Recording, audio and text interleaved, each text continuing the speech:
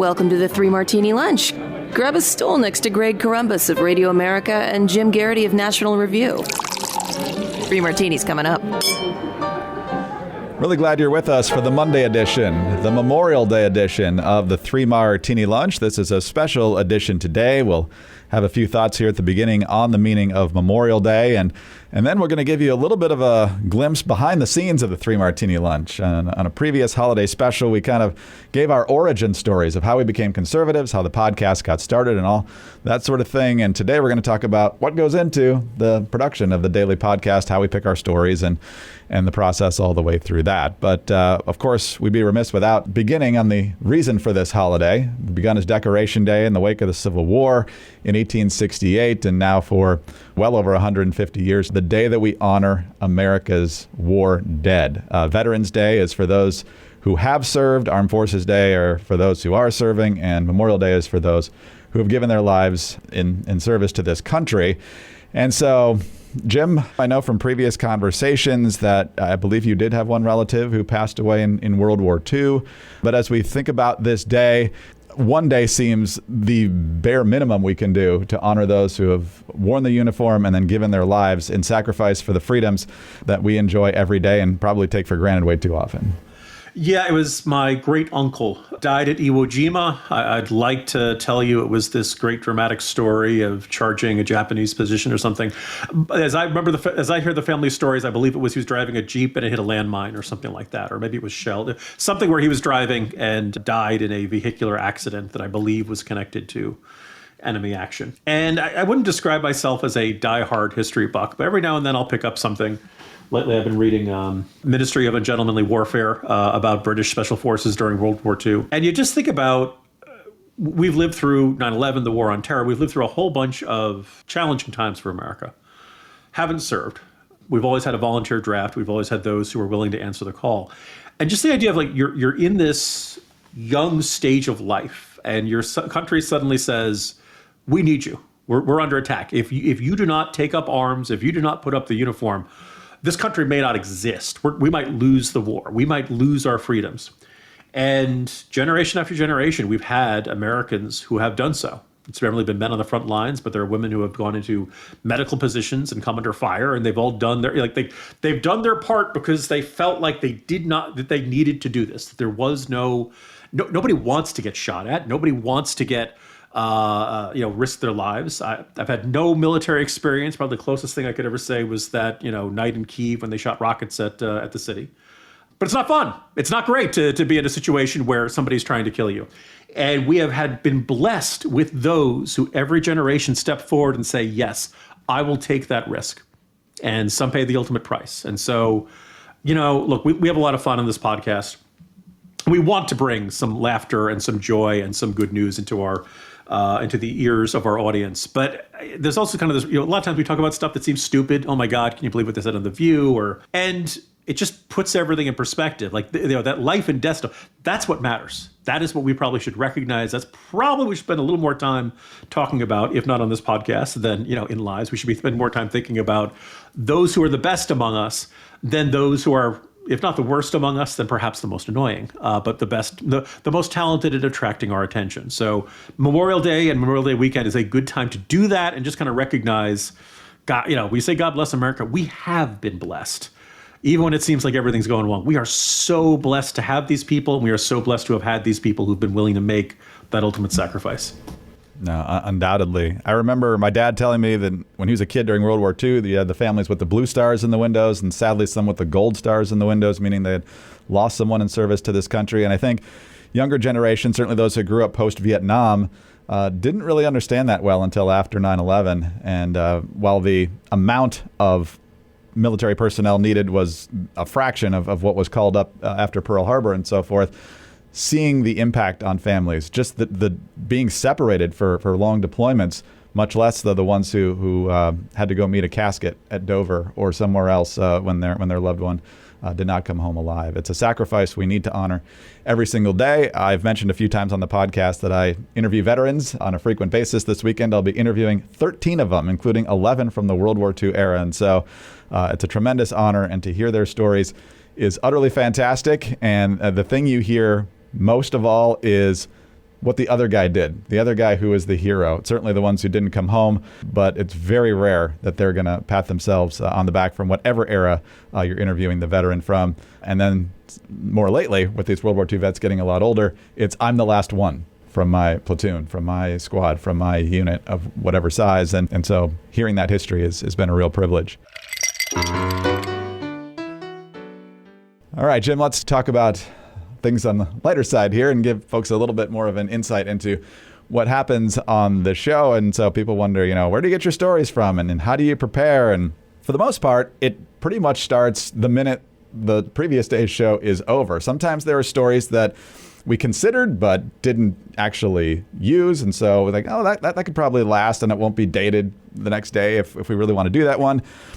But I'll tell you where I find most of my stuff. It's just subscribing to the right news sources and rational people who will also post things that are stories that would fit in really well with what you and I like to talk about and what we think is really important for people. And then we compile a list that we chew over on email real quickly and then organize into good, bad, and crazy. So that's kind of my approach, but I know you kind of have your own approach as you prepare the jolt and then think about martinis. Yeah, I mean, I would, if anyone asked, I would say, Greg, you're the one who really picks the topics, but I'm really more of I have a presidential veto. But you're the legislative branch. You're the one that sends the topics. And if it doesn't get past you, it doesn't get into the mix. It will not surprise many regular listeners that a lot of times what we talk about is what I've written about in the Morning Jolt that morning or a day earlier or something like that. It's generally because it means I feel like I know something about it. You write 1,500 words about something. You generally feel like you have some background to say something significant. If you've ever heard me on a radio program or something like that, when you feel like I'm tap dancing and I'm talking around the topic and I'm not giving you many specifics, you're like, wow, does Jim really know what he's talking about? Here's a little secret. I don't. CNN, when I back was used to do regular appearances, Rick Sanchez, boy, there's a guy who fell into a black hole. That anchor, every once in a while, he would just bring up a topic that had not been in the show prep. And I don't want to say this is like, generally, if you're going to be a talking head on television, you like to know what you're going to talk about. You like to know what you should be doing some background research on. And the one time I got to watch a live taping of The Five, this was years ago, but our good friend and one of our 4 interviewees in the program, Dana Perino and Greg Gutfeld, they did during the commercial breaks, they were constantly checking to make sure they weren't missing some late breaking detail about the topic they were talking about. They were on top of it. Some folks on that panel were not, and I'll let you just guess who they were. I'll let you go back to think you try to know about it. And so the question is, all right, so what is Greg? What on Greg's list do I feel like I know something about? And then once in a while, there's something you feel really strongly about and we really want to, need to be in there. We try to do a mix. We're always on the look for something fun, our regular 3 topics. What's good for conservatives? And let's face it, listeners, you probably know, this is the toughest category.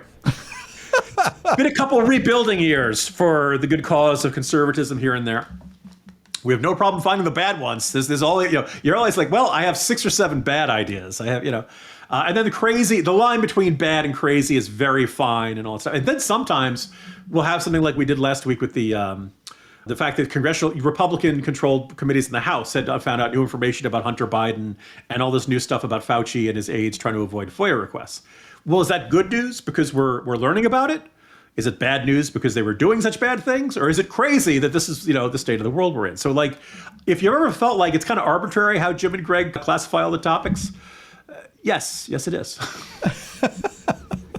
Well, it also depends which category we need to fill, too. Because there's some days you've got, here's 5 or 6 options for the bad martini and 4 for crazy. Can we twist one of these into a good? Which one can we squint and spin as being good news? Yes. And sometimes we can't. So we have all bad or all crazy and that sort of thing. So if you ever wondered how it got started each day or even the day before, that's a good example. And then, Jim, real quick, as a second part of this conversation is how the conversation unfolds. I don't know how much prep people think that we do. We've obviously read the stories and so forth, so we're very well versed on it. But my intros are not scripted unless I'm reading directly from the story or we play the clip. Very little, as I'm sure most people understand from listening regularly, is scripted. And so I generally try to stick to a fairly consistent newsman role in the setup, tossed to you, and then it's kind of a free-for-all. And hopefully there's an opportunity for comedy kind of towards the end of each martini. I would point out, back in the days of Abbott Costello and the other comedy teams, the harder guy to find was the good straight man. So I want to thank you, Greg, and listeners should give you credit for being not just a straight man, but the straight man. And to be the one to set up, it's volleyball, you're setting me up, and I'm doing the spike, and I've got the one-liners. I try not to mention my one-liners to Greg before we start taping so that the laughs you hear from him are genuine. I don't think your laughs are ever forced, and if they are, Greg, you fool me very well. So thank you very much for doing that. They're not. And yeah, like people will also notice we will begin with the news topic. And then, we will discuss something and, does the story involve the FBI? Okay, let's see if we can work in a reference to Agent Johnson. Does the story involve air travel? Okay, we're going to talk about, I was trying to get through Dulles and General Esperanza's flight. We will work in a reference to Die Hard or any other late 80s to 90s movie, and it'll go from there. And one of our recurring gags is to treat action movies from the 80s and 90s as if they actually happened. We did that with our President's Day special a few years, which, by the way, is still really funny. And the way you could, Greg is a great laugher, laughs at my jokes, which I appreciate. I had no warning you were going to do the Peter King IRA joke when we're discussing Patriot games. And for some reason, it was just the Tomahawk missile aimed directly at my funny bone. And one of the few times I think I've ever laughed too hard that we had to, I don't know if we stopped taping or we just came close to stopping taping. So in case you're wondering, 90-some% of the time, the laughs are genuine, and we don't do a lot. And a lot of people will tell me, Jim, I really like this podcast because it's short. If you don't like what you're getting, at least the portions are small. This is what we have time to do in our day. I love The Editors, which goes an hour or so. I love Jonah's Rem. There are a lot of good podcasts out there that are an hour or more. And if you have the time for it, great. The sheer number of people who have said to us, it's perfect for my commute. It's perfect for my walk. It's perfect for that 20 to 30 minute window that we do. That's what people have time to do. And so people once asked Johnny Cash, how did you get that sound? And it's like, well, we'd play faster if we could. How do you guys pack so much into a small amount of time? Well, we're busy. We got lives. We got work. This is the only other thing we do for our employers. So this is what we do, and I'm just very glad that people listen. This is very close to, if somebody ever said, do you ever want to have the Jim Garrity show or something? What you and I do 5 days a week is very close to what I would want to do. I'd want to inform people. I'd want to chew over what was happening, hopefully bring some sort of insight or analysis. And I want to make people laugh, because a lot of days the news is bad. A lot of days the news is grim.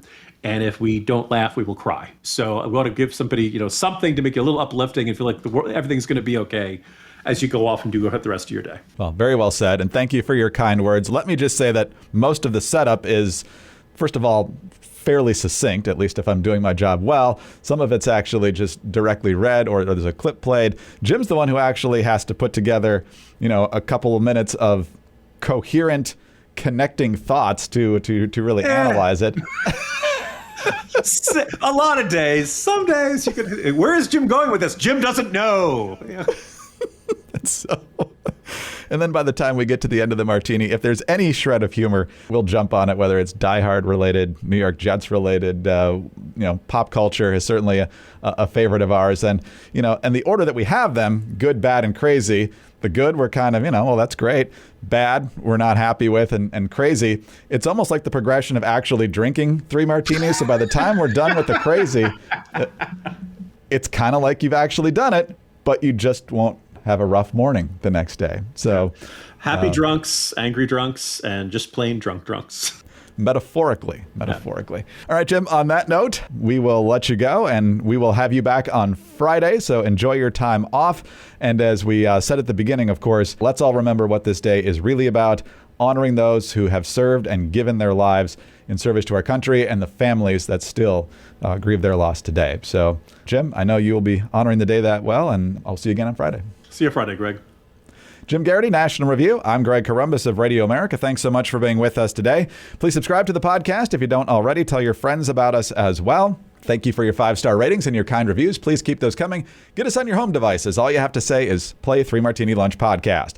Follow us both on X. He's at Jim Garrity. I'm at Dateline_DC. Join us again on Tuesday for the next Three Martini Lunch.